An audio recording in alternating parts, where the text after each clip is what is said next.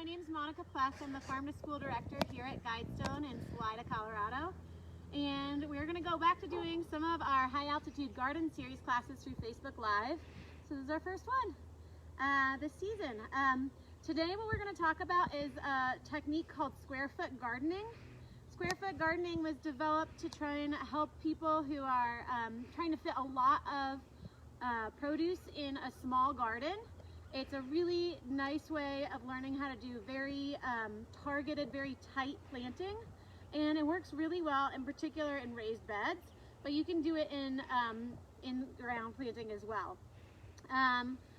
So we're just getting to the point where we can start to put some of our cool season crops in the ground here.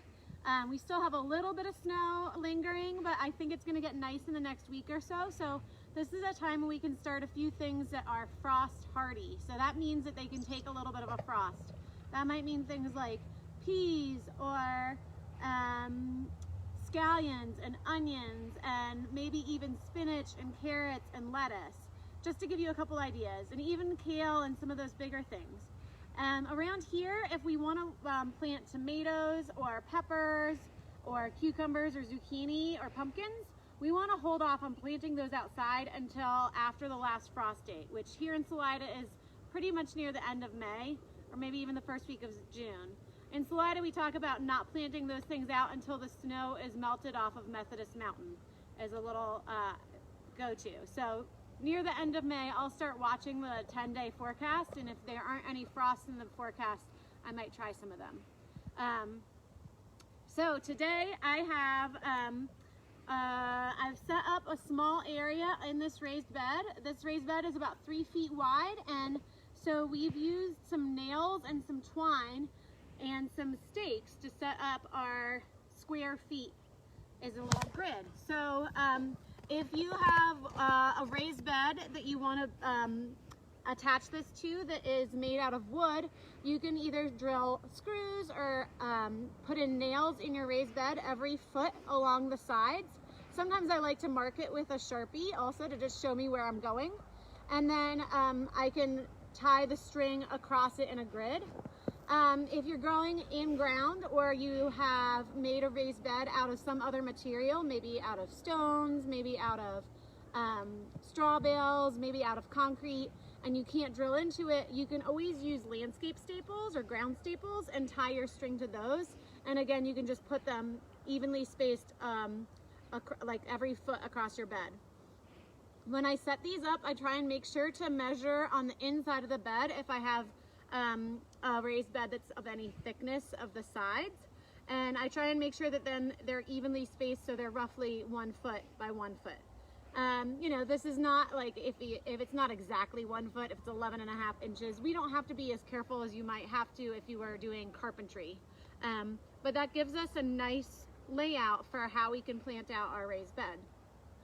When we think about planting this out, like I said, I might think about doing some of these cool season crops.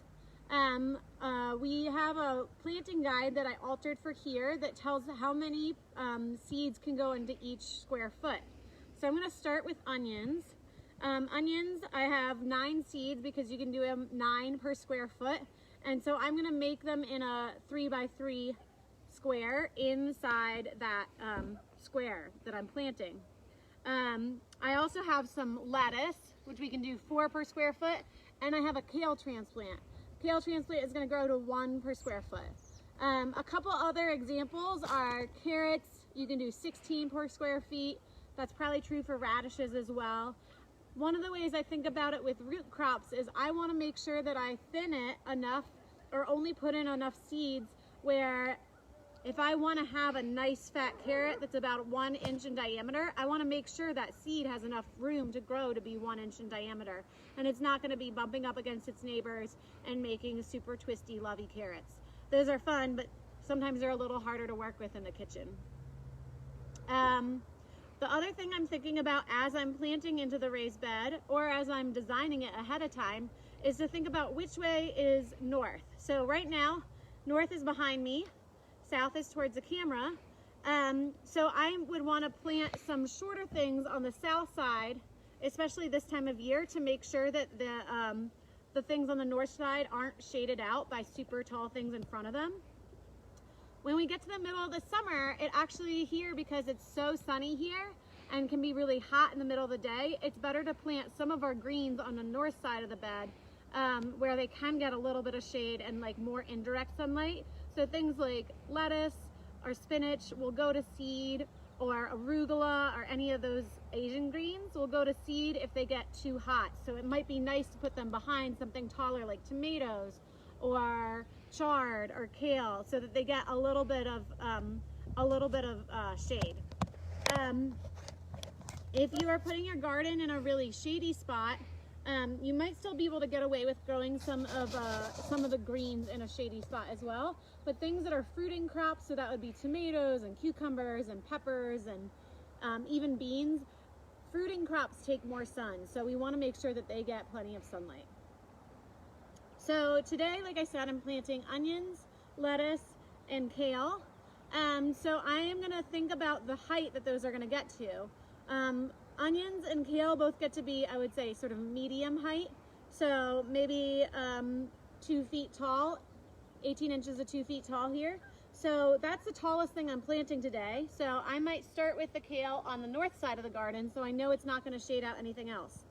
I have a kale transplant. You could also certainly start kale from seed. And kale we want to space out at 1 per square foot. So if you ever have seen one of these plants, that might be a good way to imagine how many square feet they'll take up. But also we have a growing guide that we have available here at the farm. So this kale, because it takes 1 square foot, I'm going to put it right in the middle of the square foot on the north side of the garden. I'm going to tuck it in, and then I'm not going to put anything else in that square foot because I know it's going to grow up and take up a lot of the room. Another thing you can look at when you're starting to think about designing your square foot garden is how long something is going to take to grow. And so if you look in your seed packet or in a seed catalog, it should say the number of days to maturity. So kale I think is about 60.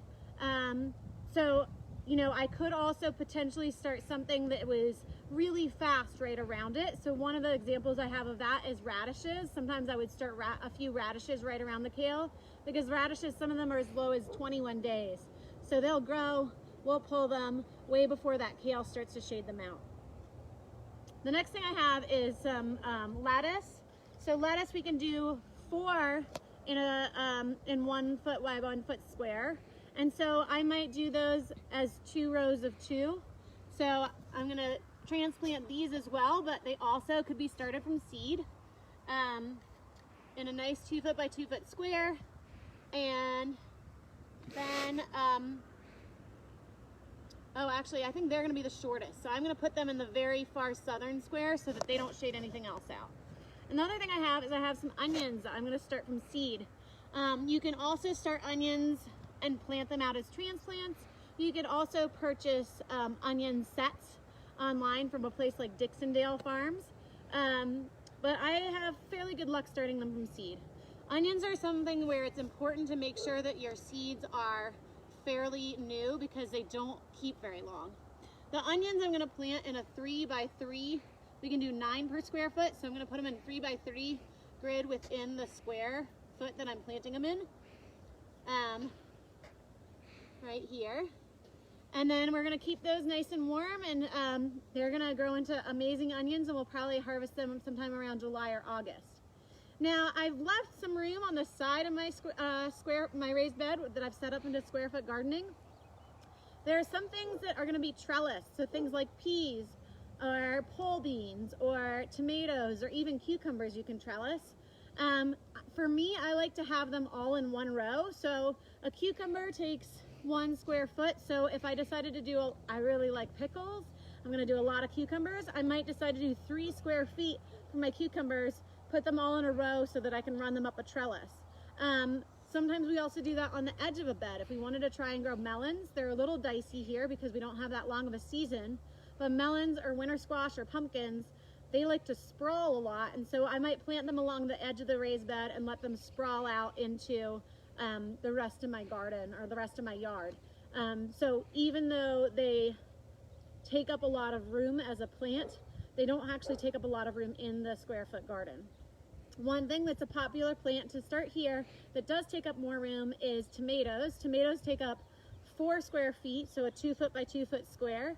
And if anybody's grown tomatoes, you know that they also really like to be trellised or staked or somehow sort of enclosed. You might use a tomato cage.